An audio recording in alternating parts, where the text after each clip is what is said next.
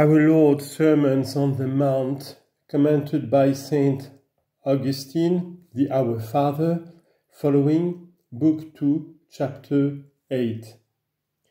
The fifth petition follows, "And forgive us our debts as we also forgive our debtors." It is manifest that by debts are meant sins, either from that statement which the Lord himself makes, "Thou shalt by no means come out thence till thou hast paid the uttermost farthing," or from the fact that he called those men debtors who were reported to him as having been killed, either those on whom the tower fell, or those whose blood Herod had mingled with the sacrifice.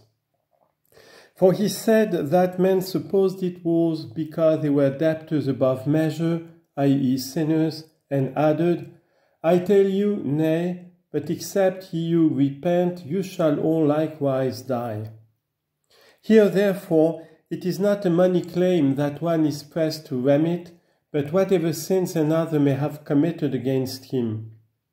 For we are enjoined to remit a money claim by that precept rather which has been given above, "If any man will sue thee at the law, and take away thy coat, let him have thy cloak also." Nor is it necessary to remit a debt to every money debtor, but only to him who is unwilling to pay, to such an extent that he wishes even to go to law. Now, the servant of the Lord, as says the Apostle, must not go to law, and therefore to him who shall be unwilling, either spontaneously or when requested, to pay the money which he owes, it is to be remitted. For his unwillingness to pay will arise from one of two causes, either that he has it not, or that he is avaricious and covetous of the property of another, and both of these belong to a state of poverty. For the former is poverty of substance, the latter poverty of disposition. Whoever there remits a debt to such an one, remits it to one who is poor and performs a Christian work, while that rule remains in force, that he should be prepared in mind to lose what is owing to him.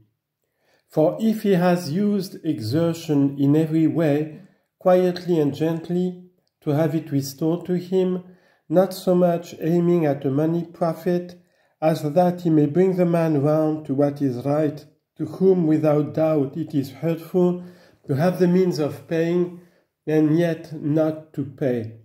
Not only will he not sin, but he will even do a very great service in trying to prevent that other who is wishing to make a gain of another's money from making shipwreck of the faith, which is so much more serious a thing that there is no comparison. And hence it is understood that in the fifth petition also, where we say, "Forgive us our debts," the words are spoken not indeed in reference to money, but in reference to all ways in which anyone sins against us, and by consequence in reference to money also. For the man who refuses to pay you the money which he owes, when he has the means of doing so, sins against you. And if you do not forgive the sin,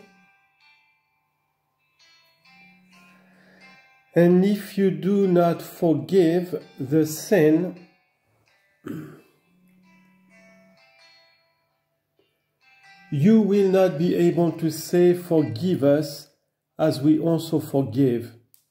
But if you pardon it, you see how he who is enjoined to offer such a prayer is admonished also with respect to forgiving a money debt. That may indeed be construed in this way, that when we say, "Forgive us our debts, as we also forgive," then only are we convicted of having acted contrary to this rule, if we do not forgive them who ask pardon, because we also wish to be forgiven by our most gracious Father when we ask his pardon. But on the other hand, by that precept whereby we are enjoined to pray for our enemies, it is not for those who ask pardon that we are enjoined to pray. For those who are already in such a state of mind are no longer enemies. By no possibility, however, could one truthfully say that he prays for one whom he has not pardoned. And therefore we must confess that all sins which are committed against us are to be forgiven, if we wish those to be forgiven by our Father which we commit against him. For the subject of revenge has been sufficiently discussed already, as I think.